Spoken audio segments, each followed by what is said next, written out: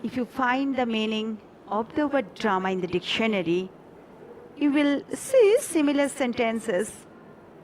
Drama is a composition in verse or prose to be acted on the stage in which a story is related by means of dialogue and action and is represented with accompanying gesture, costume, and scenery as in real life.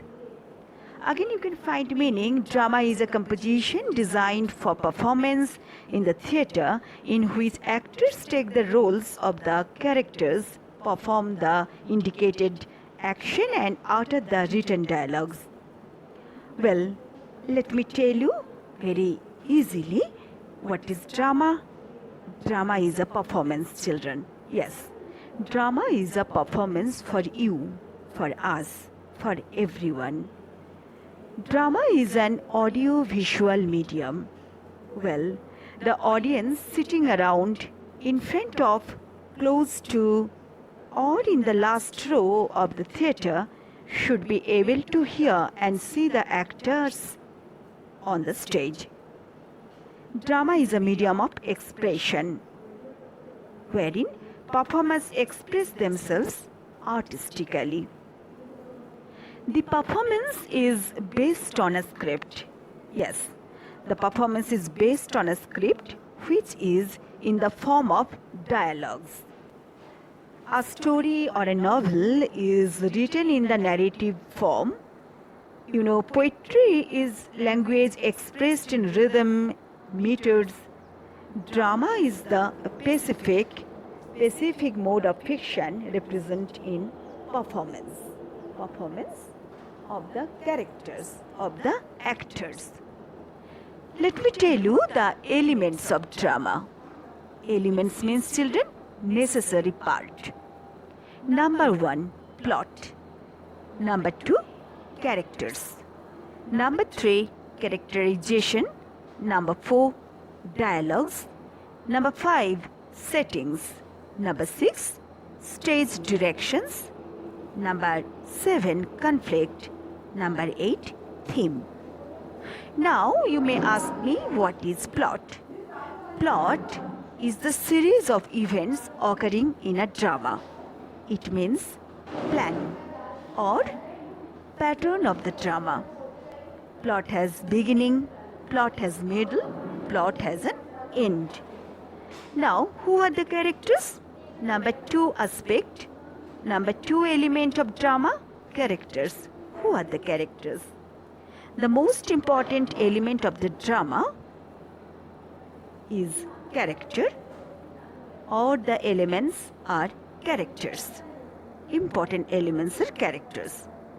Main character, major characters, minor characters.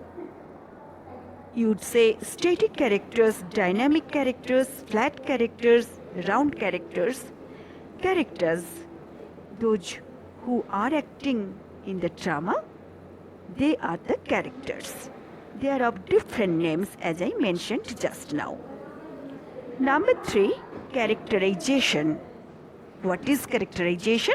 It means to reveal the qualities or peculiarities of the characters. It means to understand the characters. It means to establish connections with the characters. That is characterization. Next element, very important element, is dialogue or dialogues. Dialogues involve 2 speakers, 2 actors on the stage. It reveals the nature of character and gives us information about his relations with the other characters. 2 speakers, 2 actors speak, it forms dialogues. That is conversation, a mode of conversation, conversations. Okay. Now, dialogue is of other 2 types. One is called monologue. Sometimes you can see that the actors are there, those who speak to themselves. Monologues are there when a character, an actor, speaks to himself or herself on the stage. And Another type of dialogue is soliloquy. Characters' thought process expressed aloud in this form of dialogue. A speech in a play in which a character who is alone on the stage speaks his or her thoughts aloud. That is also a form of dialogue. It is called soliloquy. Next element, stage directions. Stage directions. Okay. Performance of the actors during the course of the development of the story, along with the use of set, lighting, music, costumes, garments, those are involved with stage directions. Generally, dramatist directs the stage and give guidelines and suggestions. Okay. All the directors direct the persons involved with this drama about stage directions. Next aspect, conflict. Conflict among the characters. Conflict between the characters. Conflict, children, means argument, disagreement, a difference in opinion, opposition in opinion, strife between the characters, hostility, altercation, fight, jealousy, quarrel, struggle, contrast among the characters, all build up conflict in the drama, which is based on the real life experiences. Next aspect, theme. The main idea or main point of a play or a drama is the theme. The particular subject of the drama is called theme.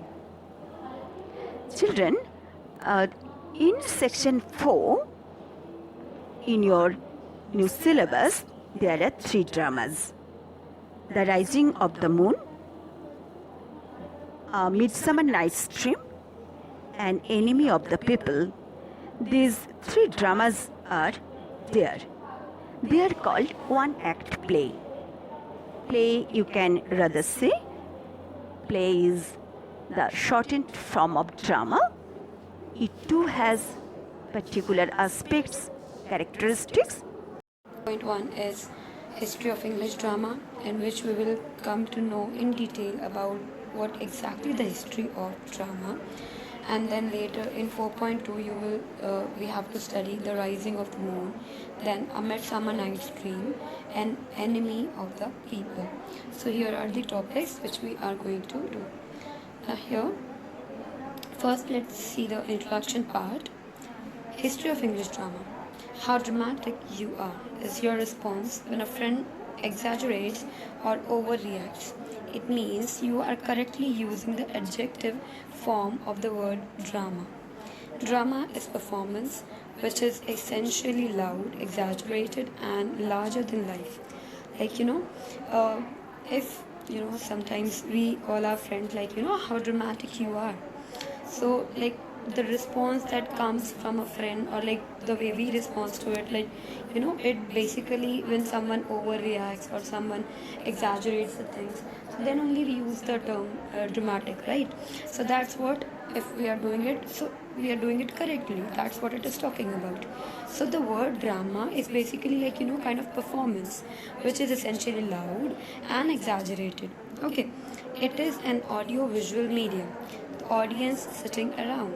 So basically what happens in the drama, like there will be the audience sitting around, and then there will be the audience will be there, then there will be visual and audio things will be there, and then should be able in front of, close to, or in the last row of the stage whisper is theater should be able to hear and see the actor on stage. So when the actors there on stage, so either the person is sitting in a front row or the last row, that doesn't matter. Everyone will be able to see the character who is acting on the stage right now. Okay, this would be an example of willing suspension of disbelief. It can be defined as willingness to accept the unreal. here what happens basically, we know that whatever is happening on the stage is a drama, means that's not reality. Okay, but then do we accept the things whatever is happening as if it's happening in real?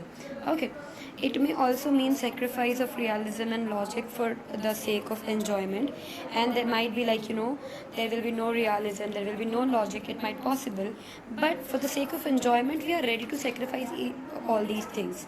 The term was coined by the poet and aesthetic philosopher Samuel T. Coleridge. Okay, now this term was coined by whom? By the aesthetic philosopher Samuel T. Coleridge. The term often applies to fictional works of action, comedy, fantasy, and horror genres. It refers drama to the willingness of the audience to overlook the limitations of a medium. Drama is a medium of expression whereby performers express themselves artistically. Here, people knows that yeah, it's happening, in a drama, it's not real, but then too people accept those things, and as if we enjoy things as if it's happening for real and everything.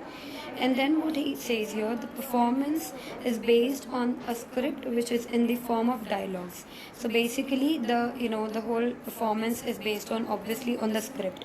If the script is not good, so it might possible that the audience won't enjoy the drama at all. And basically the script is in the dialogues form, whereas a story or a novel is written in the narrative form. Poetry is language expressed in rhythm and meter. Now when we talk about the drama, it will be in a dialogue form. Okay, but when we talk about a story or a novel, it will be in a written or in a narrative form, right? But when it comes to poetry, it will be in a rhythm and meter form. Okay, drama is the specific mode of fiction expressed in performance. So now what drama is all about, it's a specific mode of fiction basically, which is based on performance, which is represented by the performance. A play, opera, mime, and ballet are formed in a theatre, on radio, on television. So these are the mediums of presenting the opera, mime, and ballet, and etc. Now, what is drama? Drama is a composition in verse or prose to be acted on the stage, in which a story is related by means of dialogue and action and is represented with accompanying gesture, costume, and scenery as in real life. So this definition is given by this dictionary is of a shorter Oxford dictionary. Okay, so what it says, that drama is basically what it is. It's basically a composition of verse, okay, which is performed on stage, and where there will be the dialogues will be there. There will be action represented by the actors, and there will be different gestures, costume, and sceneries will be there. Okay, that's how the shorter Oxford dictionary defined the term drama. Now there is another definition. Drama is a composition designed for performance in the theatre, in which actors take the role of the characters, perform the indicated action, and utter written dialogue. So now, as per a glossary of literary terms by H.M. Abrams, what the drama means is basically it's a composition which is designed for the performance. Okay, where it happens in the theatres, and the actors are going to take the different characters and they are going to perform whatever they have been guided as per the dialogue. Now, the elements of drama. The elements of drama are plot, characterization, dialogue, setting, stage directions, conflict, theme. These are the elements. So later we are going to discuss these topics in detail. Okay, basically the elements of drama. The four closely related areas of focus are the focus of the scene, the focus of the audience, the focus of the character, the focus of the actor. Now these are the closely related areas that we were talking about. Now, objectives. After studying this unit, you will be able to understand and identify drama as a genre of literature. And what else you will be able to do? Learn the definition of drama, explain the difference between drama and other forms of literature. And you will be able to explain the basic elements of drama. You will be able to understand the types of drama. So these are the objectives, that why these things have been included in your syllabus. Now, types of drama. first three types are the tragedy, comedy, and tragic comedy. Okay, so now in comedy there are five different types. First is romantic comedy, the another is sentimental comedy, then classical comedy, comedy of humor, and comedy of manners. Now see the elements of drama.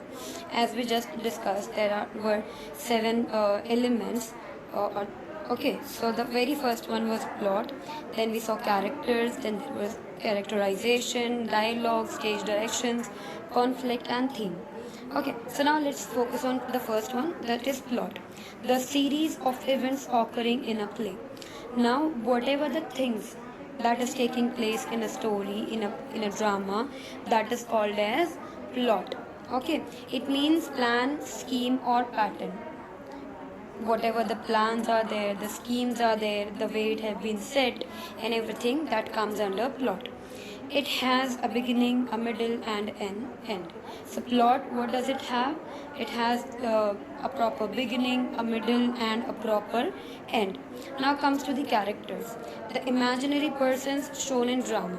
Who are the characters? The person who have been shown, okay, as an imaginary characters or as an imaginary person, they play the role of that whatever the character they have been provided. The protagonist is the main character in a play, as like in a movies and everything we say the hero or something like that, so that the person who plays the main character have been called as a protagonist. Other characters are major, minor, static, and dynamic, and flat and round. So there will be obviously other characters also. Only the protagonist is not gonna play the whole drama, obviously, right? So there is going to be some other characters also.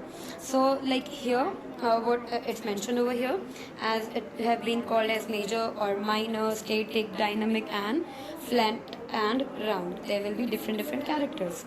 Now characterization, it means to reveal peculiarities of the characters, to gain insight into their personalities, establish connections with them. Now as we talk about the characterization, if the person, whoever the main characters or any character, if they are not going to utter any dialogue, if they are not going to speak anything, so obviously we won't be able to come to know that is he the good character or is he the bad character, or is he the protagonist, is he the villain, or what. We are not gonna realize which one is playing which kind of role if they doesn't perform anything, if they doesn't speak anything, right? So the as the time passes, as they speak, so we comes to know, yes, he is the protagonist, he is the villain, or he is the antagonist, or whatever it is. Then comes next, that is dialogue. So it involves at least two speakers, monologue to speak to oneself. Now what dialogue means? When there are two people involved, so that is called as dialogue. Okay, now what is monologue? Monologue, when we talk to ourselves, that is what monologue is all about. Then soliloquy, characters thought expressed aloud, when a character expresses their thoughts or their emotions in a loud manner, that's what it is. It reveals the nature of character and gives us information about this relation. As we just discussed, if there will be no dialogues from the person's side, so we will not realize which kind of character are they, right? So obviously for coming to know about any character, we need to hear the dialogues between the other different characters. Now stage directions, performance of the actor during the course of the development of the story, along with the use of set lighting, music, and costumes. Stage directions are guidelines, suggestions given by the dramatist. Like if any character is there on the stage, and if the main character is going to speak a very important dialogue, okay, and if he is standing at a very corner place, and where he won't be even visible to the audience, and then he is speaking the dialogue from that side, will it look like proper, or give a good effect on the audience? Obviously not, right? So that's what the thing, the stage directions are very important, the performance or the places wherever they are supposed to stand, the set lightings and everything, these things matters a lot. Okay, and apart from that, now comes the conflict. It is the essence of drama. So basically, the conflict have been called as the essence of drama. Now see, if you're watching a drama, everything is happening so good since from the beginning till the end. Obviously, everything just happening so good, everything just beautiful and everything, and even the ending is just perfect. Nothing happen in between. Obviously, no one is gonna like that. People want some conflict. People want some spice, right, in the story. So that's why it is called as the essence of a drama. It enlightens life, grants dignity and worth to human life. Now, as as we say, in a tough time, we come to realize who are the real people and who are the fake people and who is our true people, kind of. So that's how, even in the drama, through the conflict, the people will realize, right, that who are the genuine people, who are the fake people, and everything. And by that, people realizes the worth of humanity. Then theme. The main idea or point of a play stated as a generalizations. Basically, what the theme is all about, whatever the main idea of a drama, the main point of a play, that's have been called as a theme. Now, a short story, a history of a drama. Introduction to English theatre. English drama theatre. Drama has its origins in folk theatre. We therefore cannot consider drama merely as a part of literature. Words are the medium of literature as an art, but drama is a multiple art using words, scenic effects, music, gestures of the actors, and organizing talents of a producer. The dramatist must have players, a stage, and an audience. Now, what it says, basically, when we talk about the literature, it's a drama is basically the part of literature.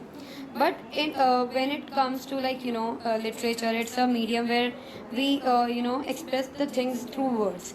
But when we talk about particularly drama, so that is a multiple art. It has been called as a multiple art because there we use words also, we use scenic effects, and we see the talent of producer and many other things we see, correct. And the dramatist, or there will be different players, and there will be stage and the audience that attracts. The beginning of drama in England are obscure. There is evidence to believe that when the Romans were in England, they established vast amphitheaters for the production of plays, but when the Romans departed, their theatre departed with them. Now, what it's saying, there are evidence, or that people believe, that when Romans were there in England, so they established very vast amphitheaters, okay, for the production. But when the Romans departed from the England, so even the theater departed with them. That's what people believe. Then there were minstrels. People enjoyed their performances. Gradually, by 10th century, the ritual of plays, that itself had something dramatic in it, got extended into the rudiments of a play. Between the 13th and the 14th century, drama started having themes which were separated from religion. And then in the 13th and 14th century, what started happening? People started started with the different themes, and it separated from the religion. The words themselves were spoken in English. A longer dramatic script came into use, and the language that people used to speak was English, and it was longer and dramatic kind of script that people started using, and they were called miracle plays. Later, these religious dramas were the morality plays in which characters were abstract vices and virtues. These were allegories. Now, Elizabethan and Restoration drama theatre. So basically, this Elizabethan period and Restoration period, that's what we are going to discuss now. That what was the role of drama, or what's exactly the status of a drama in that period. These secular morality plays have direct links with Elizabethan plays. The Renaissance imposed a learned tradition, classical, in depth, with themes of education, general moral problems, and secular politics. Now, in this particular period, people started discussing about the classical depth and education and general morals and the secular politics and everything. People started discussing in the drama. The plays had nothing to do with religion, and in that particular period, people were not dealing with the religion and everything kind of stuff. There were examples of both comedy and tragedy. Thomas Kyd, Christopher Marlowe, and William Shakespeare are the prime dramatists of this era. It was Kidd who discovered how easily blank words might be converted into a useful theatre medium which Shakespeare used brilliantly in all his plays. Now there were, the famous names, that is Thomas Kidd and Christopher Marlowe and William Shakespeare. They were the prime dramatists of this period, of this era. Now what Kidd is saying, it was very easy to convert the blank words into the dialogue forms and everything, which Shakespeare did very brilliantly. That's what he says here. Tragedy developed in the hands of Kidd and Marlowe. Comedy had also proceeded beyond routine rustic humor, but by the 90s of the 16th century, the theatre in England was fully established, but complicated conditions governed the activities of the dramatist. The public theatre of the 16th century differed in many important ways from the modern theatre. Now the theatre which was there in the 16th century, that differed from the modern theatres. Anyhow, it was open to sky without artificial lighting. The stage was a raised platform with the recess at the back supported by pillars. Now there was no artificial theatres were there. There were no artificial lightings. It was all open areas. There was no curtain, and the main platform could be surrounded on the three sides by the audience. Now, what it's saying here, there was no main platform or anything like that. There was no curtain, and even the stage or whatever was there, the platform that they used. So it was surrounded from the three ways by the audience. Around the theatre, there were galleries. In the 17th century. The enclosed theatre gained importance. Then in the 17th century, the enclosed theatres, it started gaining importance. There was increasing attention to scenic devices. As theatre became private. As with the time the theatre started becoming private, so then they started giving attention to the scenic devices. Shakespearean era came into existence in 16th century to the public theatre. He wrote for the contemporary theatre, manipulating the Elizabethan stage with great resource and invention. But the genius of Shakespeare should not allow the rest of the drama of his age to be obscured. Contemporary to him was Ben Jonson, a classicist, a moralist, and a reformer of drama.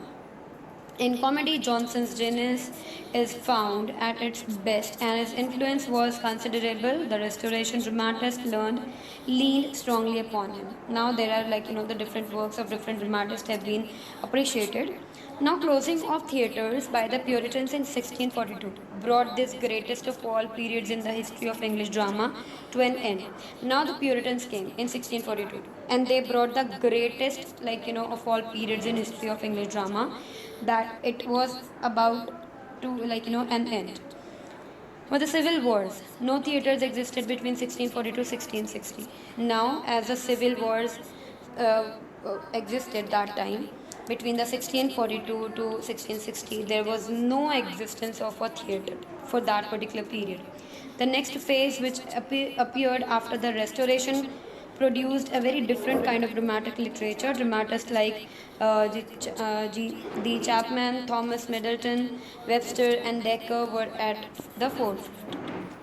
When Charles II came back with the Restoration of 1660, the theatres were reopened. The Restoration comedy achieved in peculiar excellence. Drama developed into the class drama with upper class ethos. It lasted beyond this period into the first decade of the 18th century.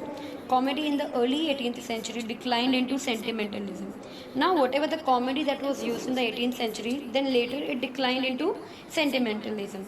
Okay, it became comedy of manners, and that is called as comedy of manners. George Etheridge was its most important exponent. From such depths, the drama was rescued by Oliver Goldsmith and Richard Sheridan. With Sheridan, something of brilliance of Restoration dialogue returned into comedy, but with more general atmosphere. The characters were firmly presented with clarity, reminiscent of Jonson, but with no depth in Sheridan's world, no new interpretation of human nature.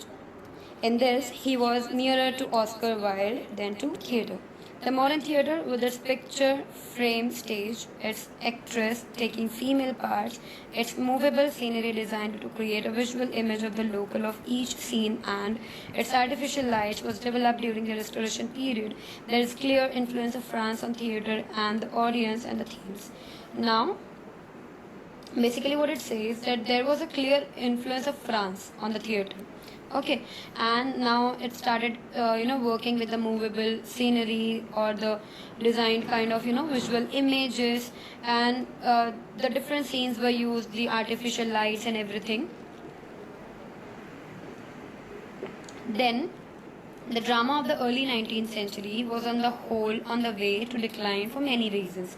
Now in the 19th century, the whole theme of drama and everything, it was all about to decline. There were many reasons of that. The theatre was home mainly to irregular spectacle, melodrama and farce. A simple external reason can be found in the monopoly held by the two houses, Convent Garden and Drury Lane, for the performance of serious drama.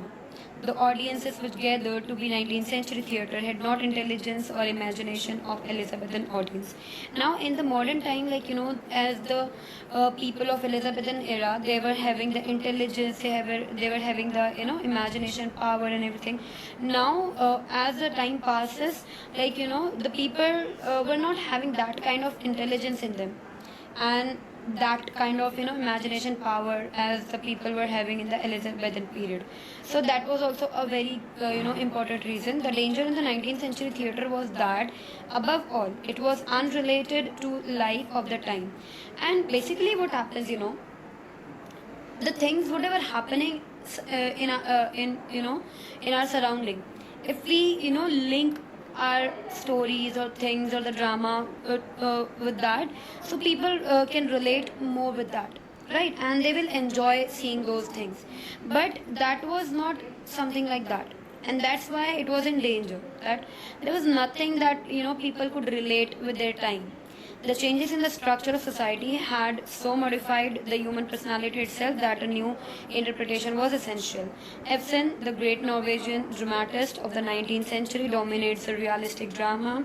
He developed modernist, realist, social and psychological dramas, The Doll's House, Ghost and Enemy of the People. So here are some of the great work of a great dramatist, as you can see.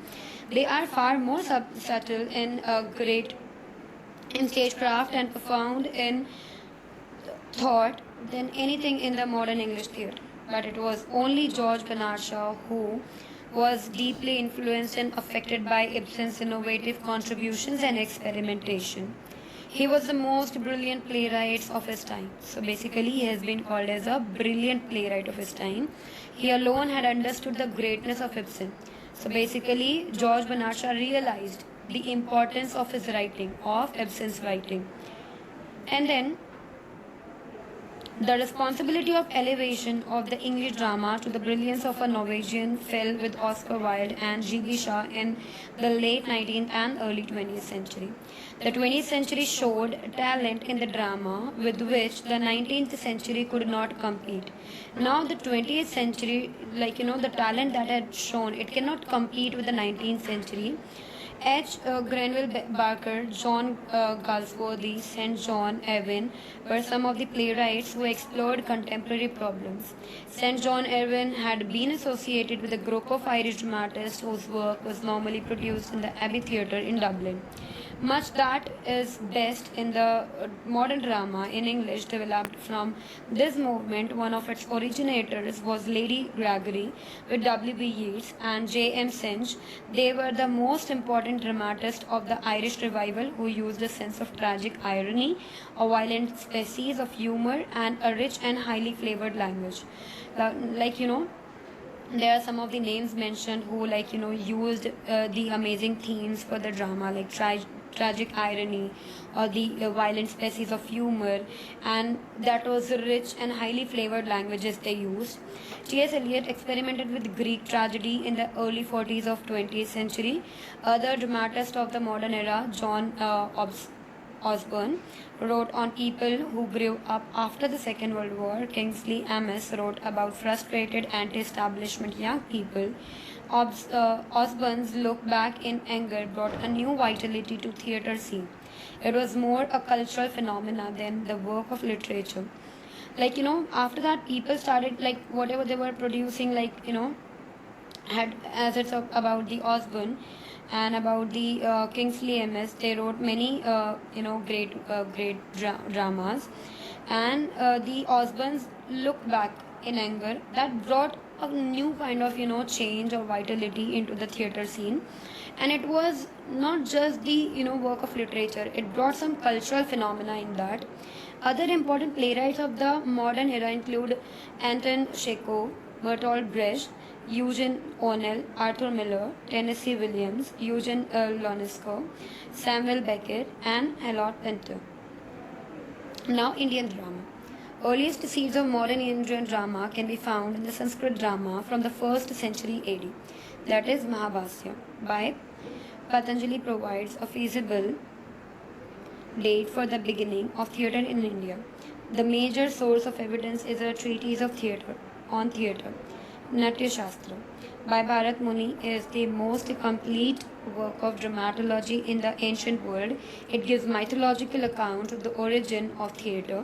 Modern Indian drama, however, has influences from all over the world as well as Sanskrit and Urdu traditions. So that was the history of Indian drama. That it started. The earliest seeds was started in the modern Indian drama, that was found in Sanskrit drama from the Mahabharata, which was by Patanjali, that provided the beginning date of the theatre in India, and then the major source of that was a treatise on theatre that played important role, that have been called as a Natya Shastra, which was written by Bharat Muni. That was the complete dramatology work. It was in the ancient world, and it gave the mythological account of the origin of theatre in India.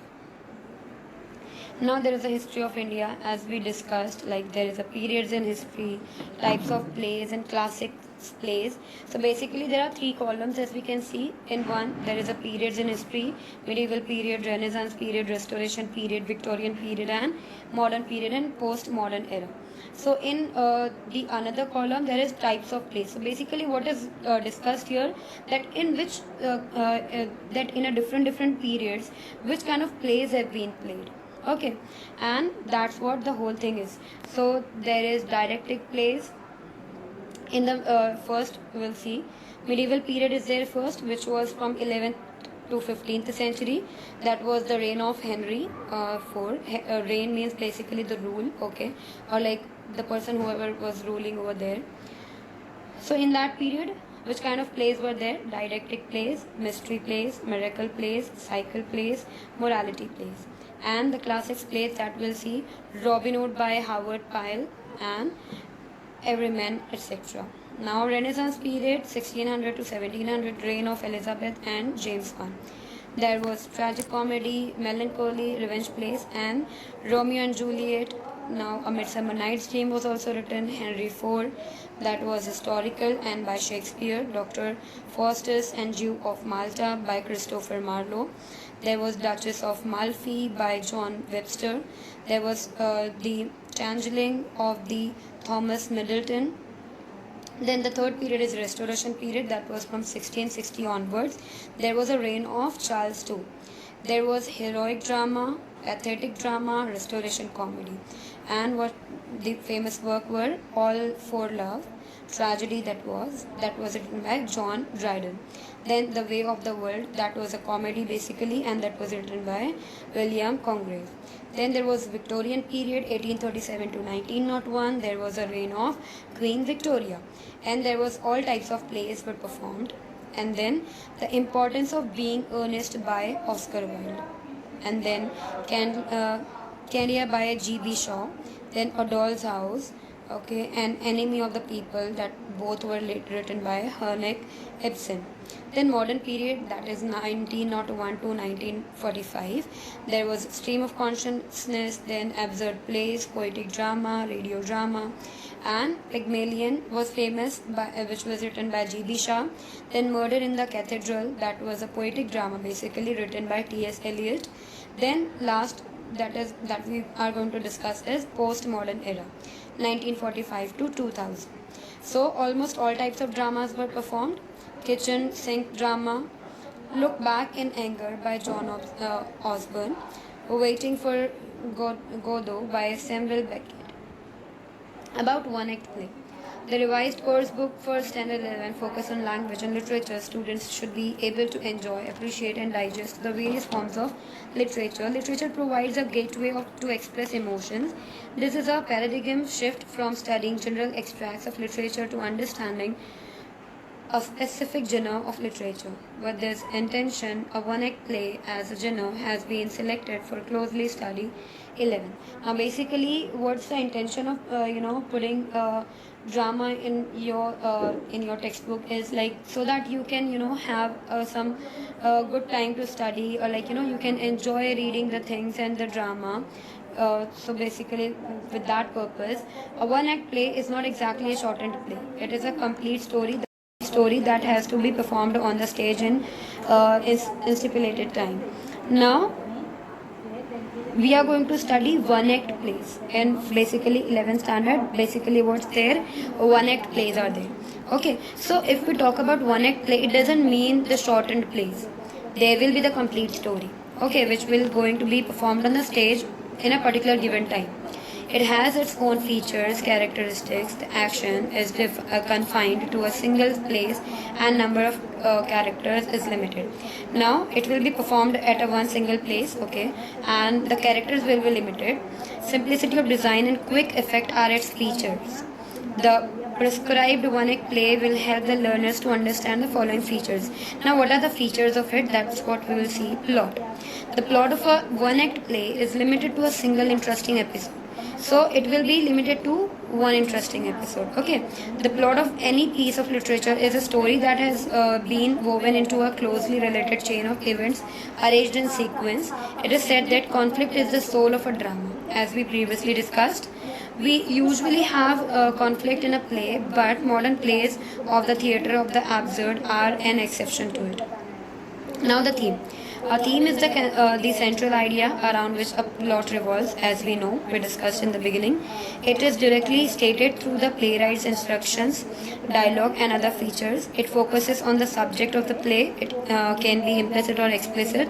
There can be a number of sub-themes that portray human life. The theme helps to convey the message of the playwright. So whatever the drama has been written, theme, we need to understand that with which subject the writer has written or the dramatist has written the drama or the story. Now, setting or location is a place where the story occurs. A drama is meant for stage performance. The location or setting is revealed through effective use of variety of props. The unit of time, place and action has to be taken into consideration while setting the stage. The proper use of setting props helps the play to be impactful. Now, as to show the different scenes, to show the different places, people use the props to show the beautiful vibes and scenes. Now, the language. We all know that the pen is mightier than the sword. Likewise, words are the weapons of a writer. As we usually discuss or we usually say that pen is mightier than the sword, right? So, in that same sense, what it's talking over here, words are weapons of a writer. Obviously, they can use as their weapons through their writing. There is another language too. Have you enjoyed films Charlie Chaplin, who uses non-verbal communication very effectively through his body? Now what it says here, that there is another language also, which was used by Charlie Chaplin. The films of Charlie Chaplin, if you have seen, you must have seen that there was non-verbal communication. Without even speaking even a single word, he presented lots of things and people loved watching him, right? It conveys emotions and underlying meanings profoundly. One act play has a profound effect due to its brevity of words. If the dialogues are witty, pungent and concise, they add to the overall impact of the play. Example, Shakespeare's Hamlet, or Says to Be or Not to Be. The dialogues of the playwright use techniques like projections, articulation and phrasing for effective communication. Poetic devices and figures of speech like imagery, symbolism, personification and humor embedded in wit. Pun, irony, and paradox make the dialogues extremely powerful. The tone of the dialogue can be comic, ironic, light, playful, sad, serious, sinister, solemn, and sober, and threatening, etc. Characters. There are a limited number of characters in one act plays. There are two types of characters, main and supporting. Okay.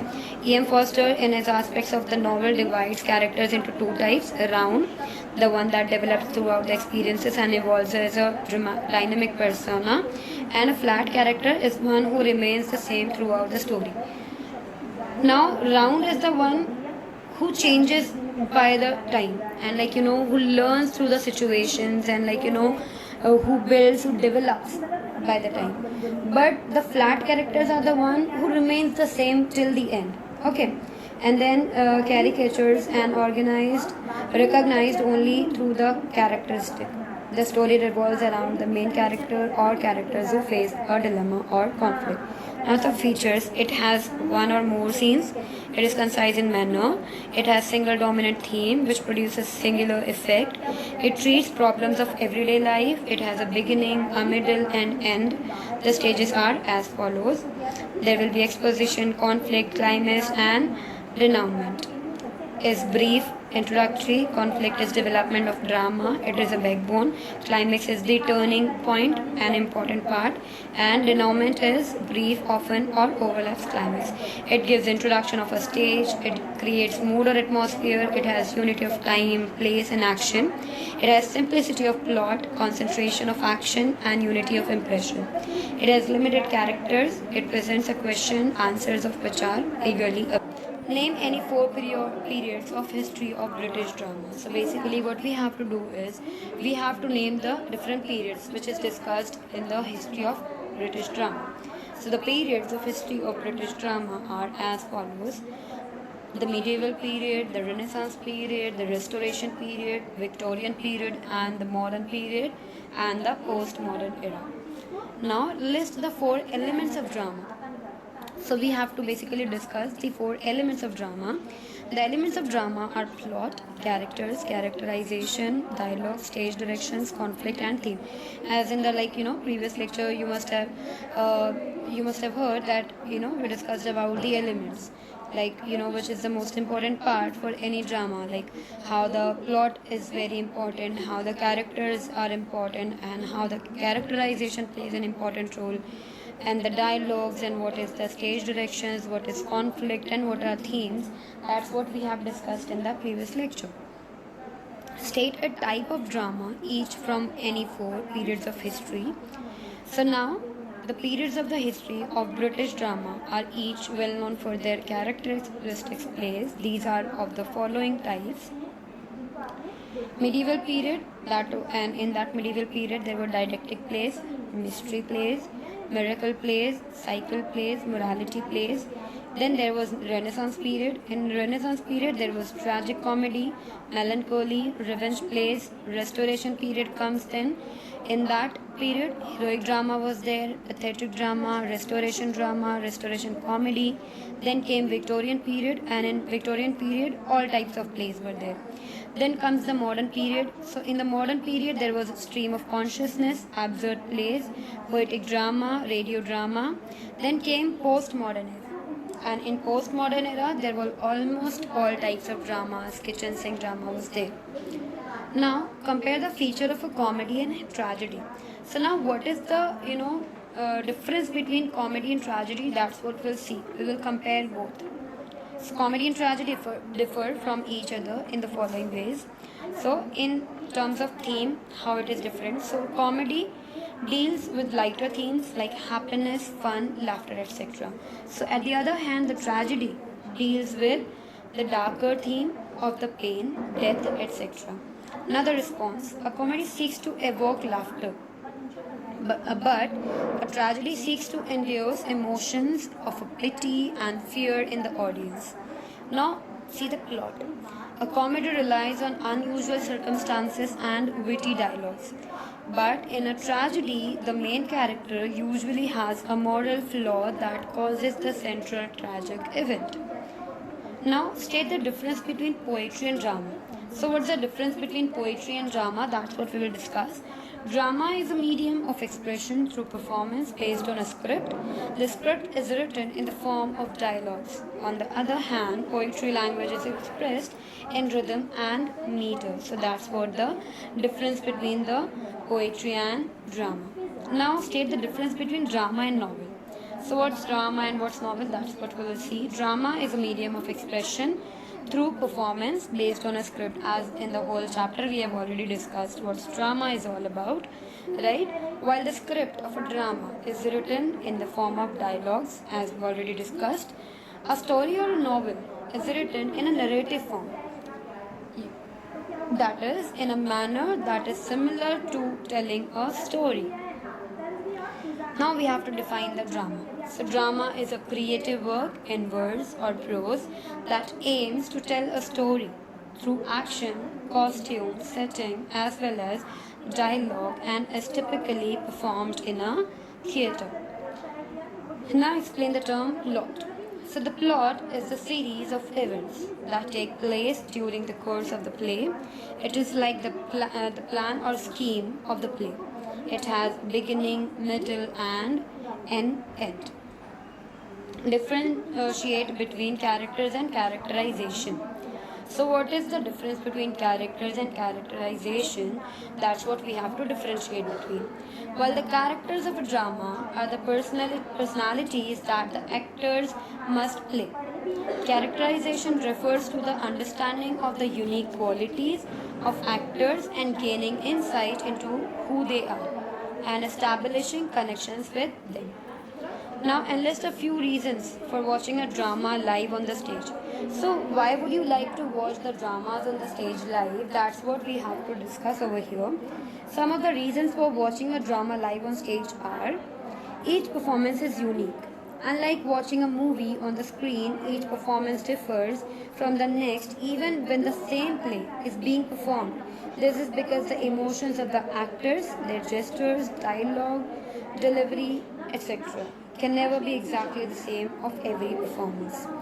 The audience is a part of the performance. The reaction of the audience may directly influence the actors, and as a result, they might change or modify their performance. Thus, the audience is a crucial part of each performance.